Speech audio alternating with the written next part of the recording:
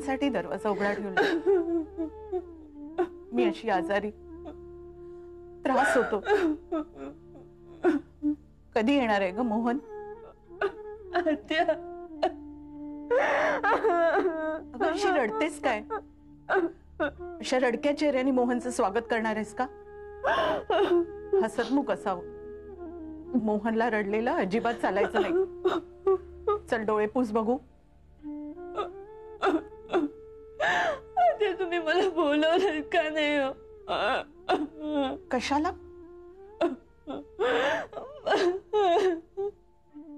मला मोहनला बघायचं होतं. मला मोहनला बघायचं होतं. बघण्यासारखं काही नाही. अगं मलाही नेलं नव्हतं. एक फोन, संध्याकाळी देवाजवळ दिवा लावता ना, फोन वाजला. कधी गेला, कसा गेला, कुठे गेला त्यांना काही माहित नव्हतं. म्हणून म्हणते मोहन गेला नाहीये. तुम्ही येणार आहे, तो परत येणार आहे.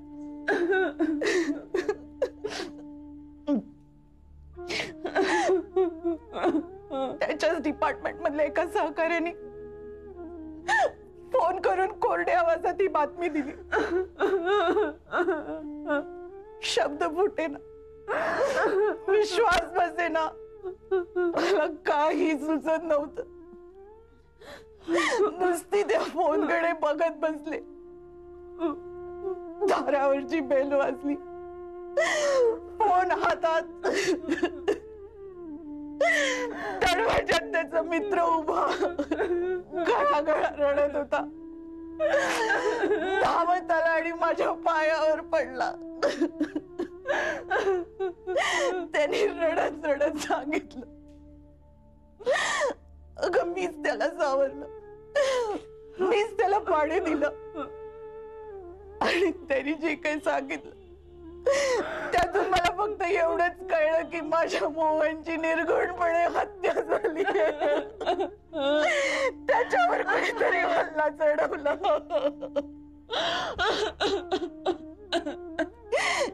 मी मोहनची आठवण, अंगठी,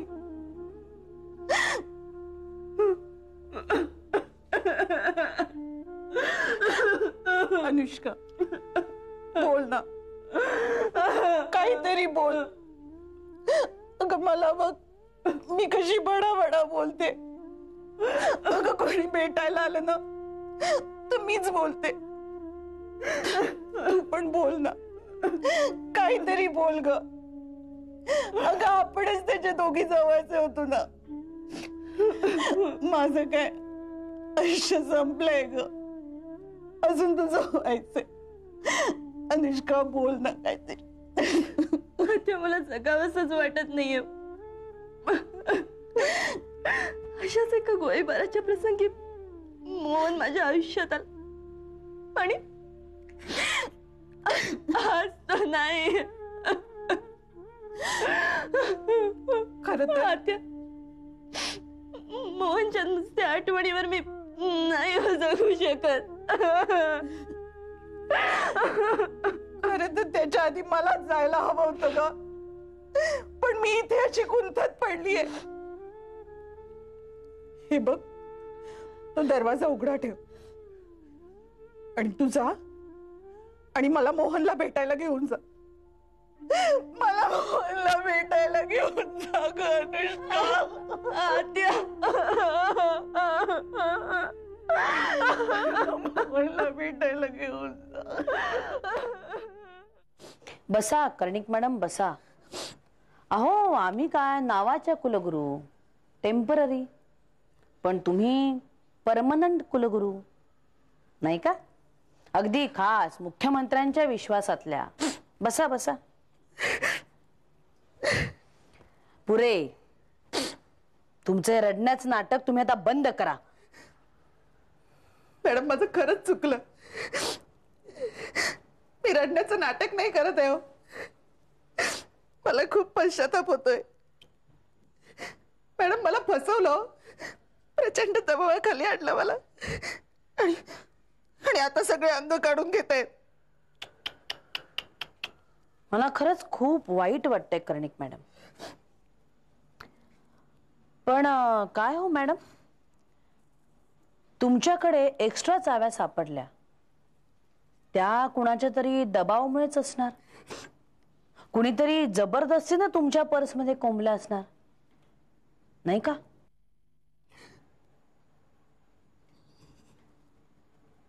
किती मिळाले? काय? किती मिळाले याचा अर्थ तुम्हाला ठाऊक नाही? अहो, याचा अर्थ तुम्हीच मला एकदा शिकवण्याचा प्रयत्न केला होता, नाही का? पुरे करा तुमचे नाटक. एवढं मोठं ऑपरेशन, मार्क वाढ, मोठ्या धाडसानं केलं ना तुम्ही. छान, सुंदर. कशाला? मुख्यमंत्र्यांना खुश ठेवण्याकरता? काय त्यांच्या कळत का नकळत मला ठाऊक नाही, पण मोबदला मिळाला असेलच तुम्हाला. पण गुन्हा उघडकीस आला, पुराव्यानिशी साबित झाला.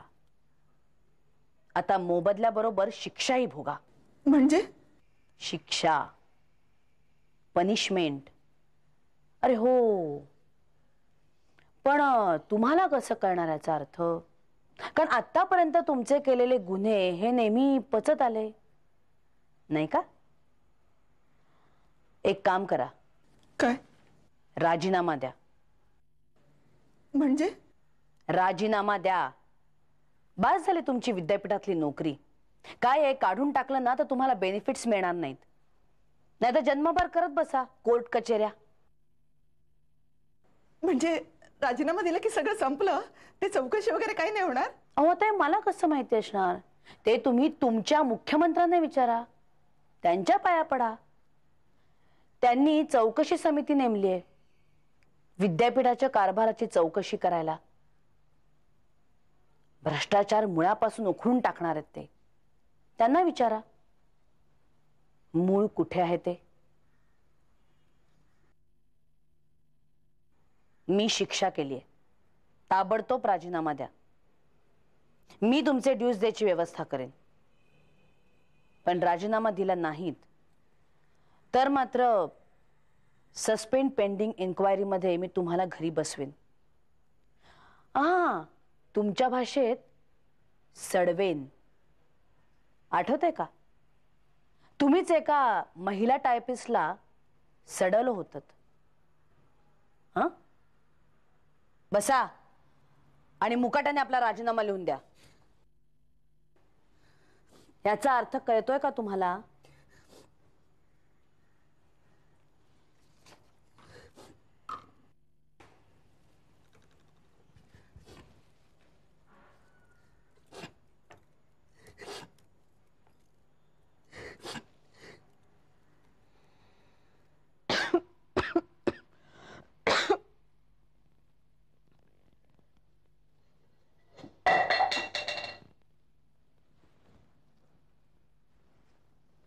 आत्या, मला नाही का हाक मारायची?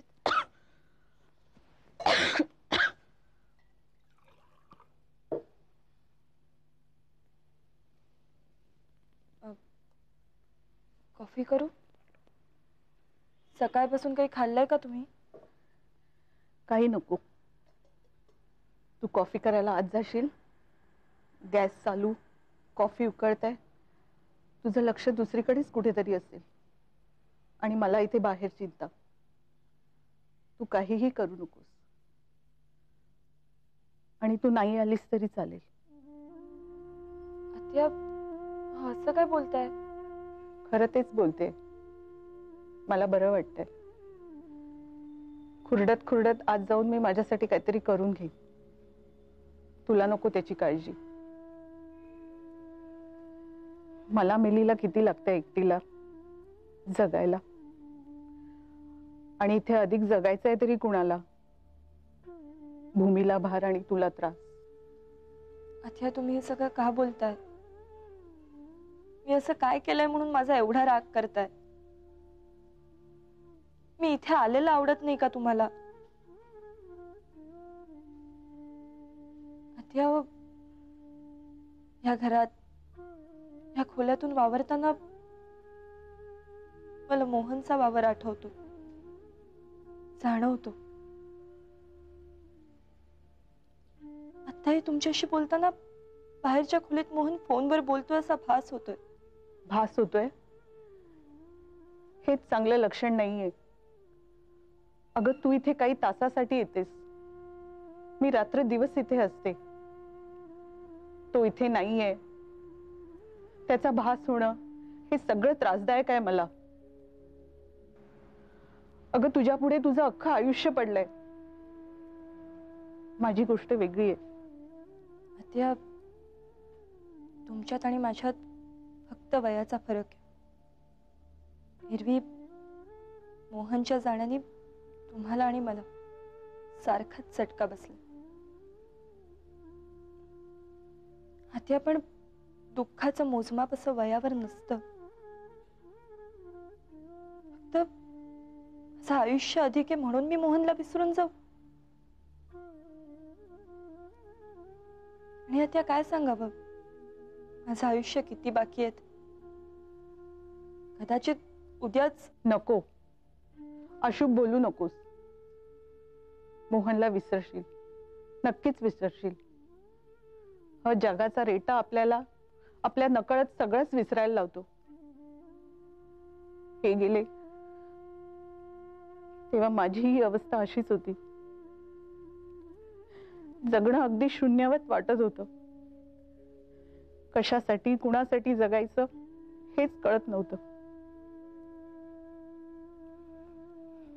थोडा वेळ गेला आणि मलाच कळलं नाही माझं रुटीन आयुष्य कधी सुरू झालं ते. अगं तू तर तरुण आहेस, तुझ्या कपाळावर वैधव्याचा शिक्का पण नाहीये.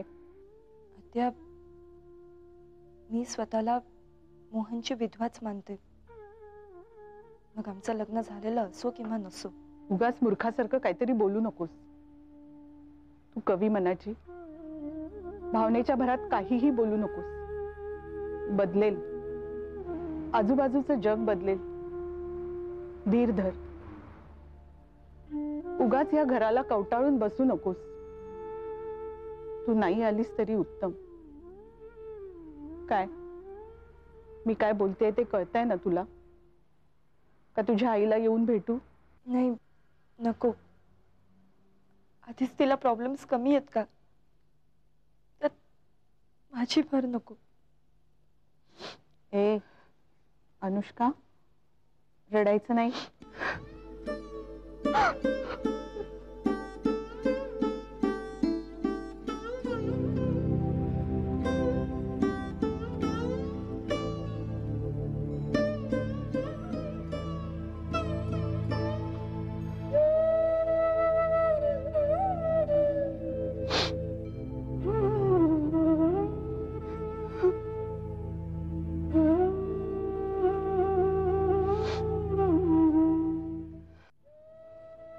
अनु, अनु, अनु. काय हो आत्या? अजून गेली नाहीस? नाही, मी थांबते इथेच थोडे दिवस. मी आईला विचारलंय. अगं पण आईचं ऑपरेशन झालं ना, जीवावरचं दुखणं होतं म्हणे. तिची काळजी नको का घ्यायला? आत्या, तिकडे आहेत सगळे. आजी आहे, आकांक्षाताई आहे, अक्षता आहे. झालंच तर अडीअडचणीला बाबा, मन्ना काका, जया काका, सोनल. इथेच कोणी नाहीये. मोहन नेहमीच म्हणायचा, आपल्याकडे कुणी नातेवाईक येत नाहीये तेच बरे. माझी ही वेळ अशी, तुलाच सगळी सरबराई करायला लागेल म्हणून. तुमच्या घरी सांगावं लागतं, बाबांनो आता आपापल्या घरी जा. तुमचं घर आवडतं म्हणून. मोहनचा जीव जडला होता त्या घरावर. तुमच्या हसत्या खेळत्या घरात जीव रमायचा त्याचा. आमचं हसतं खेळतं घर. कुलगुरू सुधा जोशींचा पारा चढला ना की ते हादरायला लागतं. मग तिच्या समोर उभं राहायची कुणाची हिंमत नसते. तिच्या भेदक डोळ्यांनीच समोरच्याचं पाणी पाणी करून टाकते. उगाच दोनाचं चार काही सांगू नकोस. अगं मी भेटलंय तुझ्या आईला. किती छान स्वागत केलं होतं त्यांनी माझं. एवढ्या मोठ्या पदावरची बाई किती साधी राहते. त्या अहो तुम्ही पाहुणी म्हणून भेटला होता, तर कोणी घरी येण्याआधी आमच्या घरात काय रणकंदन चालतं तुम्हाला काय माहिती. कधी कधी आम्ही तिघी बहिणी कच्चा कच्चा भांडत असतो. मोहन त्या दोघींचंही खूप कौतुक करायचा. झुंजार, बिंदास, पत्रकार आकांक्षा. तिची काही मतं तर सगळं घरी सांगायचा तो. हो, लहानपणापासून सवयच होती त्याला. जेवताना खाता पिताना सगळं खरं खोटं सगळं सांगायचं. माझ्याबद्दल काय बोलायचं.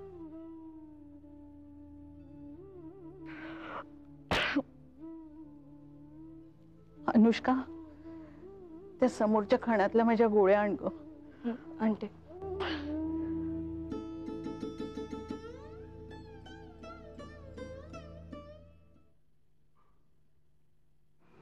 तुम्हाला भेटल्यावर तुमच्याशी गप्पा मारल्यावर मला नेहमीच बरं वाटतं.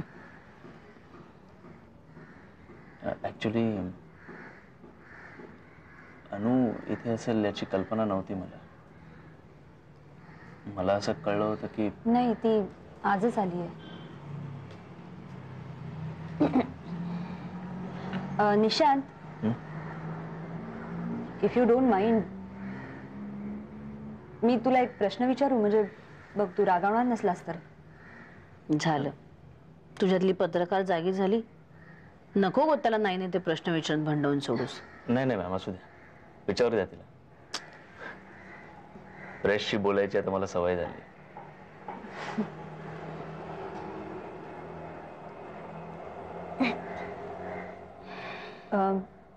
निशांत, बिझनेस वर्तुळामध्ये अशी एक न्यूज आहे की महाजन ग्रुप आणि कपाडिया ग्रुप यांच्यातला वाद विकोपाला गेला. बरोबर आहे?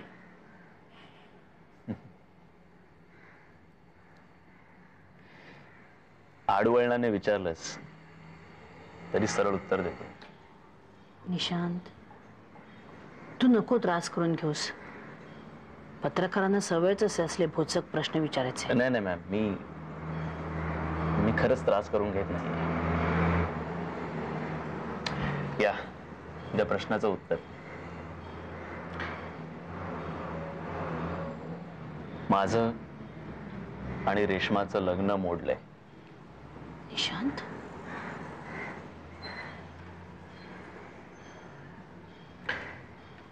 आणि त्याला कारण तूच उजेडात आणलेली ती दूषित पाण्याची न्यूज.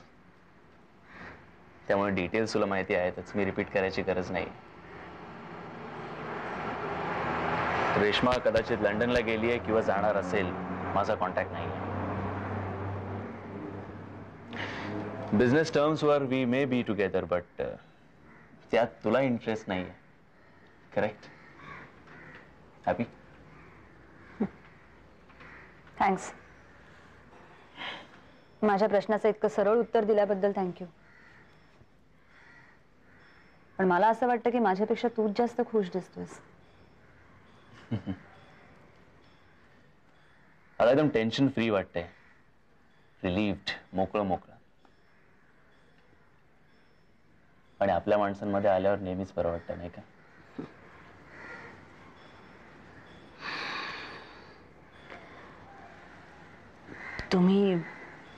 तुम्ही बसा गप्पा मारत. मी आज जाऊन जरा आराम करते. हो. चला आकांक्षा, बाय, भेटू.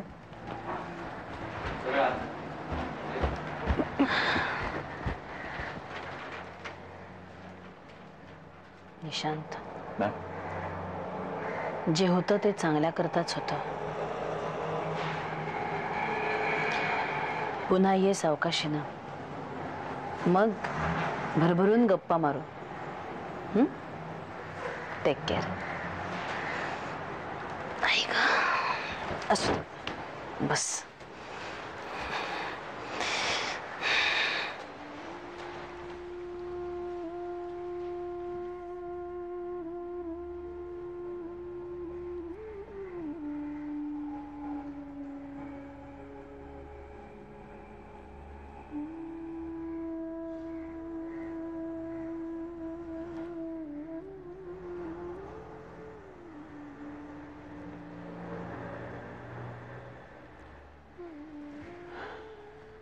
मी येतो अनु.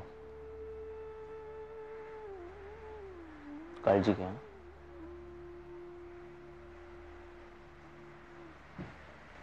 येत जा अधूनमधून.